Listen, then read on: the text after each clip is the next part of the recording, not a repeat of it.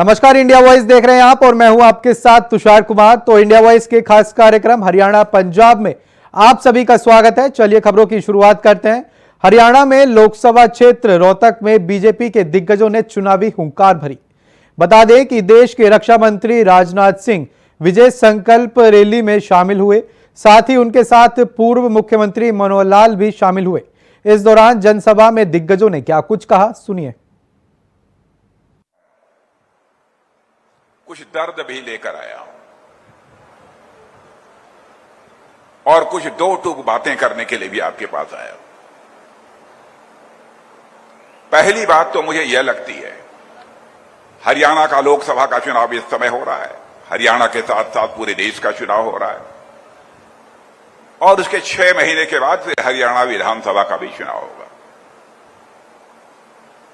आप जानते हैं कि हर साल विधानसभा का चुनाव होता है, 5 साल पर लोकसभा का चुनाव होता है।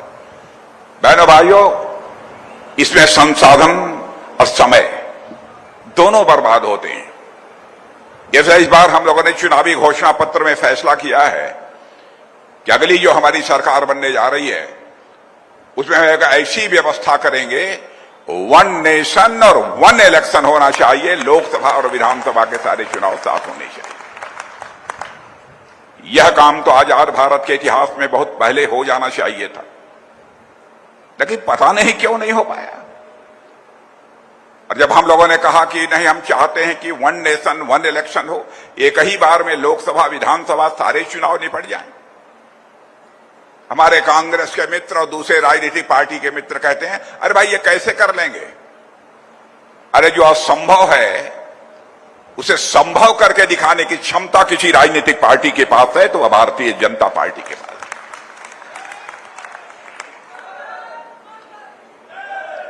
और बहनों भाइयों, उसको करके हम दिखाएंगे। और हरियाणा में एक वेदना लेकर आया हूं और मैं जानता हूं कि हरियाणा के लोग स्वाभिमान के धनी होते हैं। मान, सम्मान और स्वाभिमान उनके हृदय की सबसे बलवती भावना होती है। वह भूखों मर सकते हैं लेकिन अपने मान, सम्मान, स्वाभिमान से कभी समझौता नहीं कर सकते।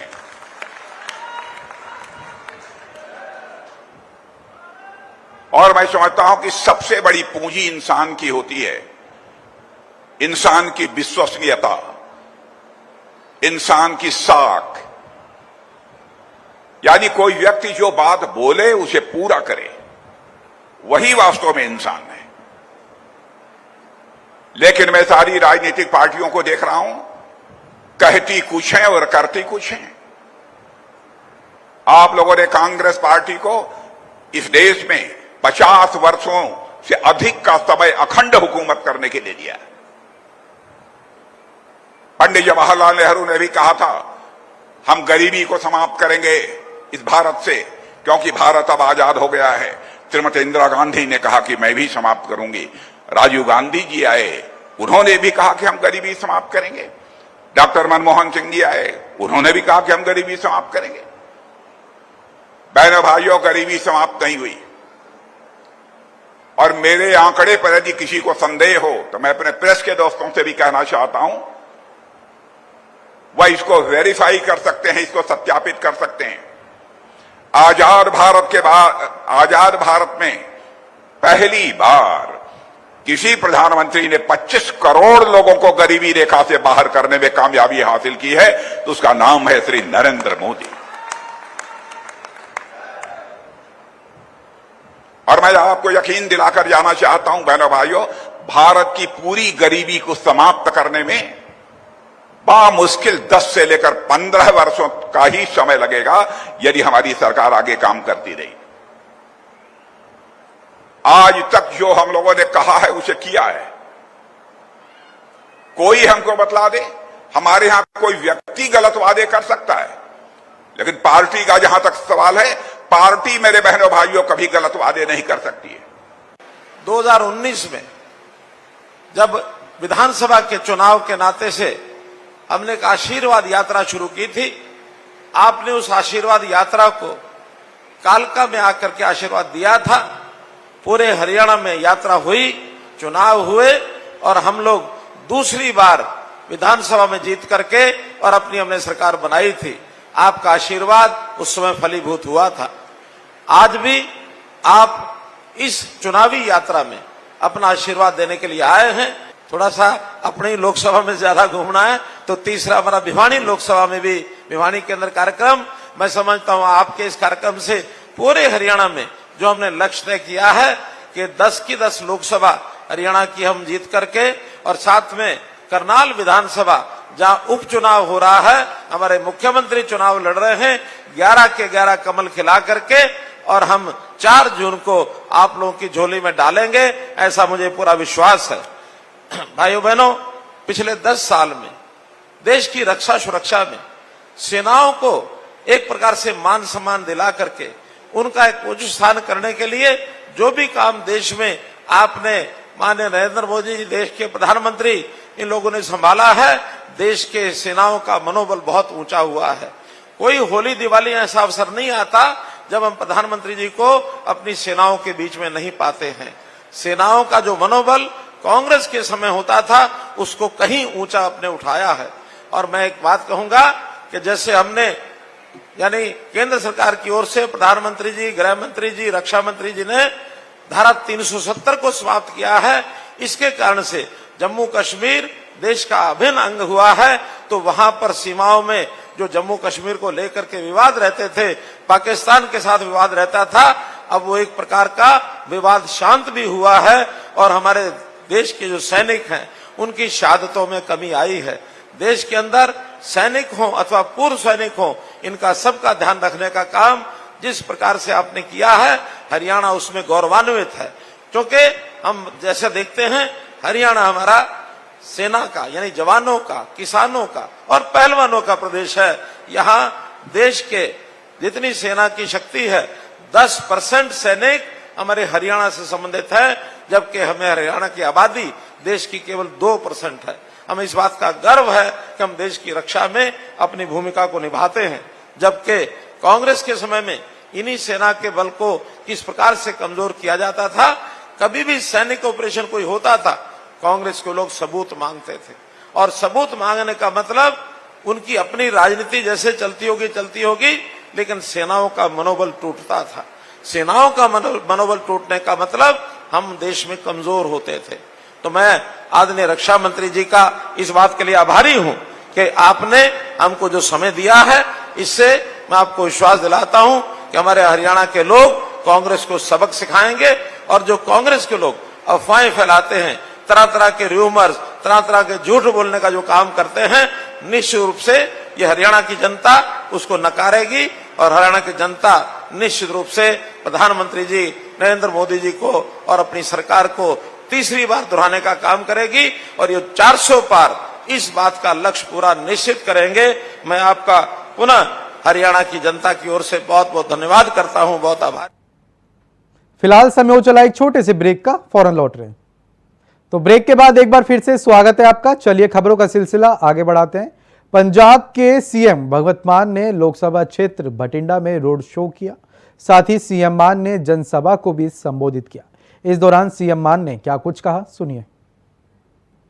ਜਦੋਂ ਖੁੱਡੀਆਂ ਸਾਹਿਬ ਜਿੱਤ ਗਏ ਉਹ ਤੋਂ ਬਾਅਦ 3-4 ਬੌਂਡ ਮੰਡੀ ਦੇ ਵਿਕਾਸ ਦਾ ਮੈਂ ਬਣਾਈ ਬੈਠਾ। ਇੱਕ ਤਾਂ ਸੀਵਰੇਜ ਦਾ, ਸੀਵਰੇਜ ਮਾਨਸਾ ਦਾ ਵੀ, ਮੌੜ ਦਾ ਵੀ,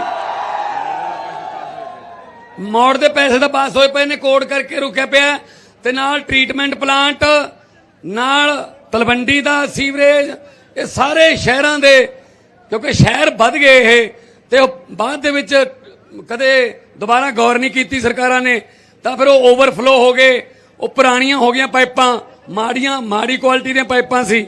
ਸੋ ਮਾਨਸਾ ਦਾ ਵੀ, ਮੌੜ ਦਾ ਵੀ ਸੀਵਰੇਜ ਦੀ ਜ਼ਿੰਮੇਵਾਰੀ 4 ਤਰੀਕ ਤੋਂ ਬਾਅਦ ਮੇਰੀ ਹੈ। ਬਸ ਮੈਂ ਆਪ ਹੀ ਕਰ ਦੂੰਗਾ, ਮੇਰੇ ਤੇ ਛੱਡ ਦਿਓ।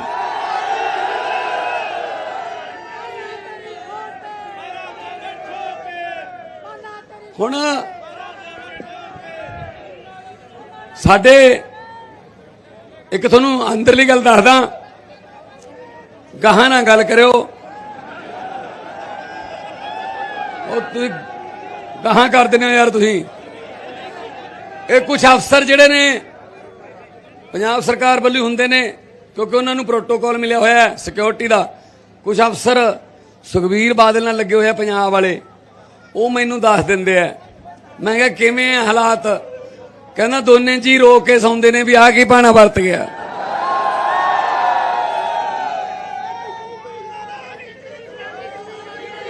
ਸੋ ਵੀਰੋ,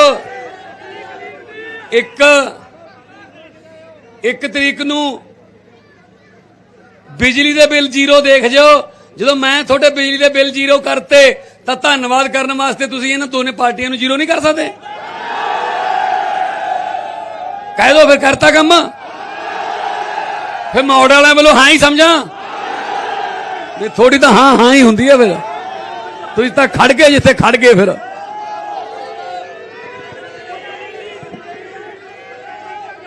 ਸੋ ਵੀਰੋ,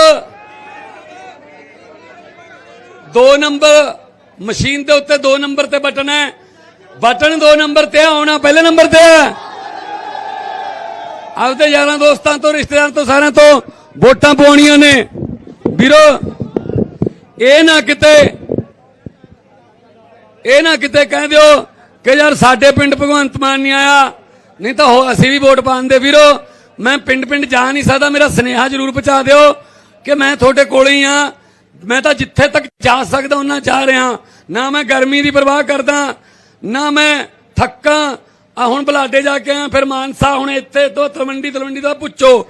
ਕੱਲ ਨੂੰ ਜਾਊਂਗਾ ਫਲੌਰ, ਨਕੋਦਰ, ਜਲੰਧਰ, ਕੈਂਟ, ਆਦਮਪੁਰ। ਪਰਸੋਂ ਨੂੰ ਜਾਊਂਗਾ ਉਧਰ ਆਪਣਾ ਮਾਝੇ 'ਚ। ਵੀਰੋ, ਮੈਂ ਨਹੀਂ ਥੱਕਦਾ ਕਿਉਂਕਿ ਤੁਸੀਂ ਪਿਆਰ ਹੀ ਇੰਨਾ ਦੇ ਰਹੇ ਹੋ। ਔਰ ਪਹਿਲੀ ਵਾਰ ਹੋਊਗਾ ਇਤਿਹਾਸ 'ਚ ਕਿ ਪੰਜਾਬ 'ਚ 13-0 ਹੋ ਰਿਹਾ। 13-0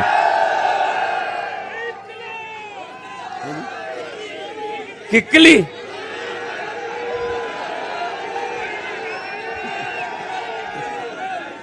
ਸੁਣ ਤਾਂ ਲਈ। ਹੁਣ ਤੁਸੀਂ ਦੁਬਾਰੇ ਕੀ ਸੁਣਨਾ? ਹੁਣ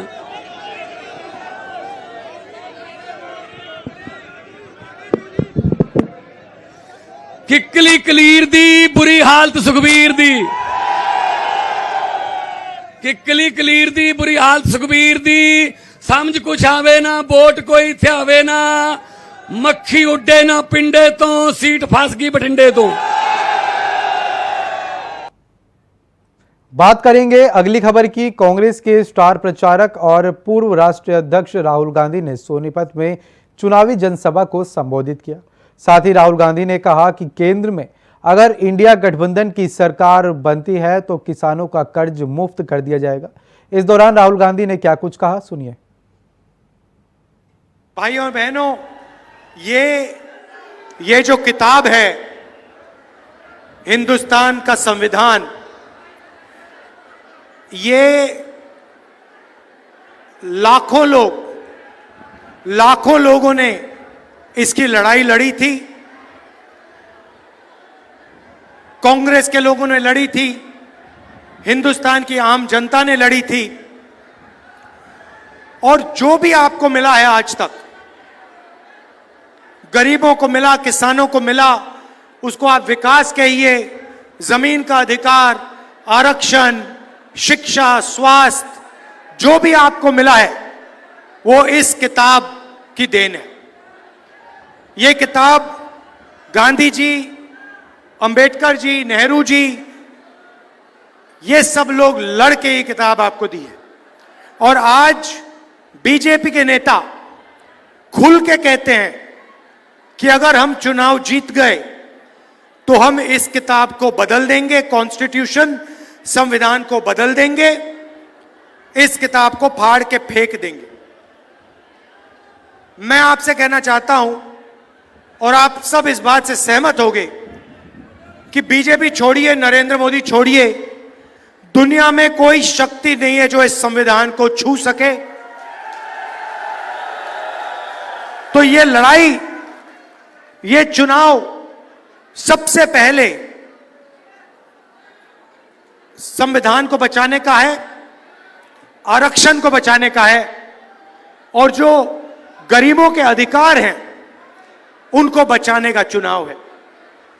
भाइयों और बहनों, अजीब सी सोच है। प्रधानमंत्री ने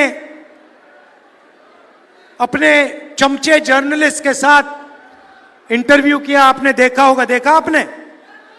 वो जिसमें प्रधानमंत्री बैठते हैं, 4 चमचे बैठते हैं, सवाल पूछते, देखा?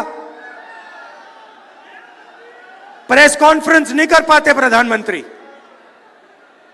4-5 चुने हुए जर्नलिस्ट आते हैं और फिर एक इंटरव्यू में जर्नलिस्ट ने पूछा प्रधानमंत्री से, प्रधानमंत्री जी, कहा जाता है कि हिंदुस्तान में अमीर लोग अमीर होते जा रहे हैं और गरीब लोग गरीब होते जा रहे हैं, इसके बारे में आपकी क्या राय है?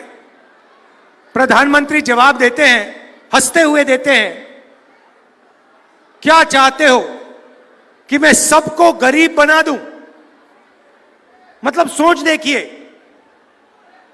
हिंदुस्तान 2 भागों में बंट रहा है। एक तरफ अरबपति, जिसको 24 घंटे ये मीडिया वाले दिखाते हैं, मैंने इनको मित्र कहा, मगर ये आपके हमारे मित्र नहीं है।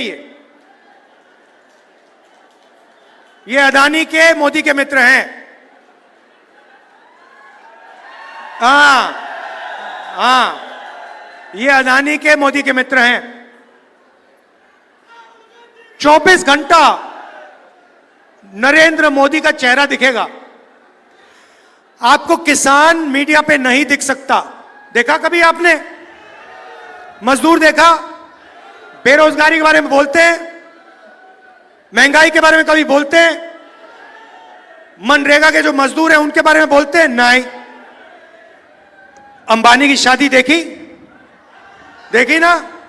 8-10 करोड़ रुपए वाली घड़ी देखी? तो 2 भागों में हिंदुस्तान को बांट दिया है।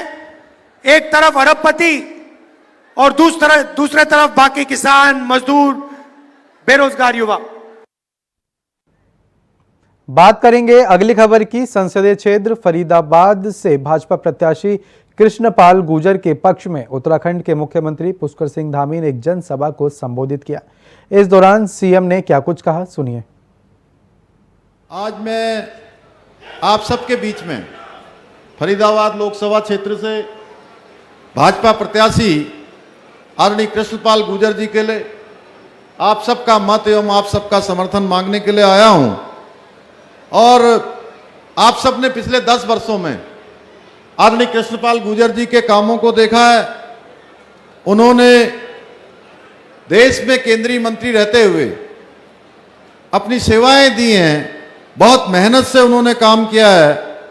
आप सबके लिए गौरव की बात है कि आपने जिनको सांसद के रूप में चुना वो आदरणीय मोदी जी के सहयोगी बनकर मंत्रिमंडल में शामिल होकर पूरे देश में उन्होंने फरीदाबाद का और पूरे हरियाणा का नाम ऊंचा किया है।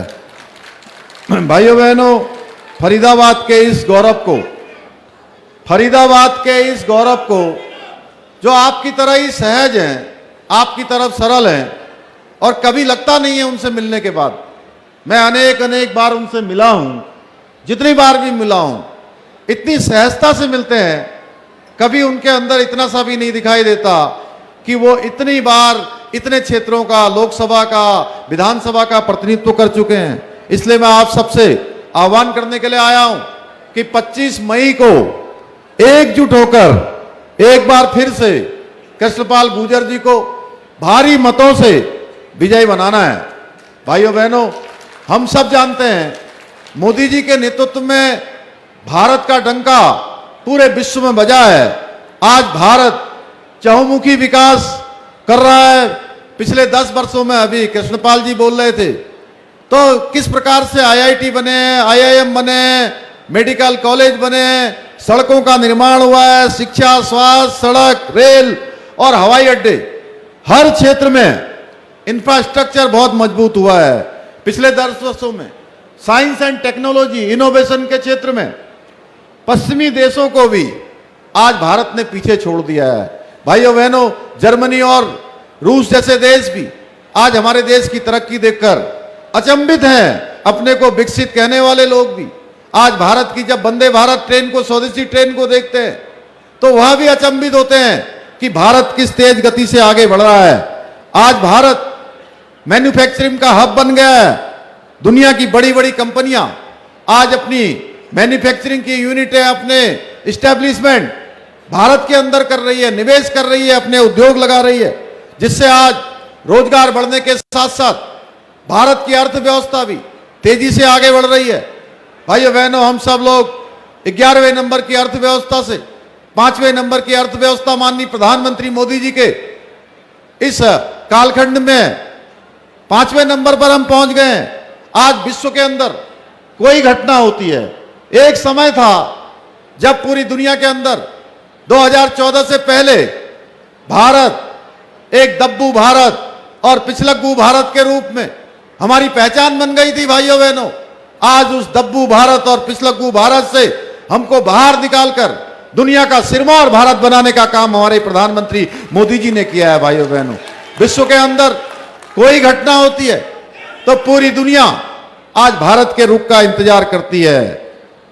कांग्रेस ने भारत की छवि खराब की है, लेकिन मोदी जी के आने के बाद पूरे विश्व में भारत की साख बढ़ी है। मोदी जी ने हर गरीब के लिए, हर पिछड़े के लिए, समाज के अंतिम छोर में रहने वाले को अपना परिवार मानकर, देशवासियों को अपना परिवार मानकर पूरा जीवन, अपने जीवन का एक एक पल और एक एक क्षण हम सब लोगों के लिए समर्पित कर दिया है। बात करेंगे अगली खबर की। जालंधर में एक व्यापारी और अकाली नेता द्वारा चरणजीत सिंह चन्नी के खिलाफ प्रेस कॉन्फ्रेंस की गई। बता दें कि जिसमें उन्होंने कहा कि मुख्यमंत्री बनने से पहले चरणजीत सिंह चन्नी की टीम के कुछ लोग आए थे और कहा था कि पार्क में जिम बनाने हैं, जिसके बाद पार्क में जिम लगाने के लिए जिम का सामान भी सैंपल किया था। लेकिन मुख्यमंत्री बनने के बाद ना ही टीम ने फीडबैक लिया और ना ही पैसे दिए। लेकिन आज जब प्रेस कॉन्फ्रेंस करने के लिए पहुंचे तो चरणजीत सिंह चन्नी की टीम से ये वहां के लोग पहुंचे और उन्होंने कहा कि मिसअंडरस्टैंडिंग हो गई थी, जिसे क्लियर कर दिया गया है और सारी पेमेंट भी कर दी गई है।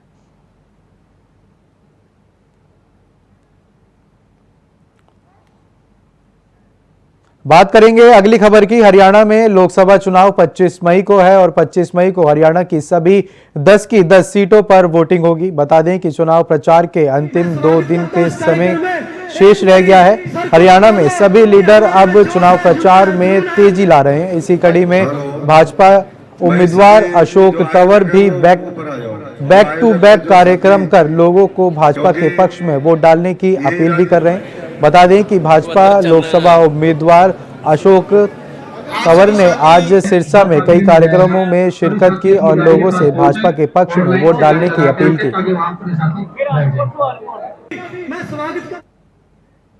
फिलहाल के लिए इंडिया वॉइस के खास कार्यक्रम हरियाणा पंजाब में इतना ही। देश और दुनिया की तमाम बड़ी खबरों को जानने के लिए बने रहे इंडिया वॉइस के साथ। नमस्कार।